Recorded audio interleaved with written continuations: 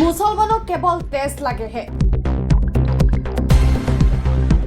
তেওঁলোকে কিন্তু ৰক্তদান নকৰে। ৰোগৰ সময়ত আন ধৰ্মৰ ৰোগীৰ দৰেই মুছলমান ৰোগীয়েও তেজ বিচাৰে। ডাক্তৰৰ পৰামৰ্শ অনুসৰি মুছলমান ৰোগীয়েও তেজৰ বাবে ভিক্ষা কৰে, কিন্তু মুছলমানে ৰক্তদান কৰাৰ উদাহৰণ তেনেই কম।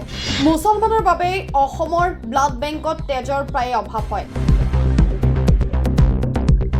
অনানুষ্ঠানিক তথ্য অনুসৰি অসমৰ ব্লাড বেংকত ৰক্তদান কৰা লোকসকলৰ 90% হৈছে হিন্দু। বৰ্তমান বড়ো আৰু ৰাভা জনগোষ্ঠীৰ যুৱকেও অধিক হাৰত ৰক্তদান কৰিবলৈ লৈছে, কিন্তু ধৰ্মীয় কাৰণ প্ৰদৰ্শন কৰি যি মুছলমানে ৰক্তদান কৰিবলৈ ইচ্ছা কৰা নাই।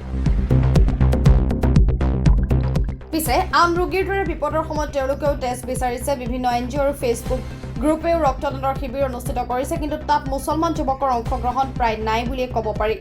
বৰপেটা মেডিকেল কলেজৰ ব্লাড বেংকৰ পৰা মুছলমান ৰোগীয়ে প্ৰায় ৰক্ত লাভ কৰে, কিন্তু দান নকৰে ৰক্ত।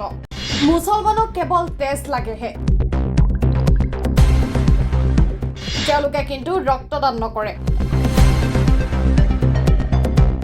ৰোগৰ সময়ত আন ধৰ্মৰ ৰোগীৰ দৰেই মুছলমান ৰোগীয়েও তেজ বিচাৰে। ডাক্তৰৰ পৰামৰ্শ অনুসৰি মুছলমান ৰোগীয়েও তেজৰ বাবে ভিক্ষা কৰে, কিন্তু মুছলমানে ৰক্তদান কৰাৰ উদাহৰণ তেনেই কম। মুছলমানৰ বাবেই অসমৰ ব্লাড বেংকত তেজৰ প্ৰায় অভাৱ হয়।